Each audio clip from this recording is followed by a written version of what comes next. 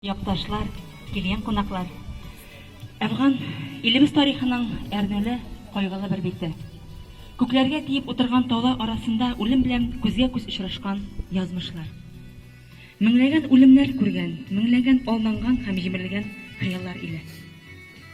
Авыр булса да, бу тарих битен хәтер саклыгы белән елда ача торабыз. Чөнки онытырга һәм оныттырырга бер дә хакыбыз юк. Без бүген биргә Әфганстан сугышында катнашып, бүген көндә арабыздан киткән авылдашыгыз Гиниятуллин Рауль Исмәгыйль улы истәлегенә мемориаль такта ачу тантанасына җыелдык. Мемориаль такта ачу хукукы бер туган абысы Гиниятуллин Мәхмүд Исмәгыйль улы һәм Шириязданов Габделбәр Габделхай улына бирелә. Рәхим итегез.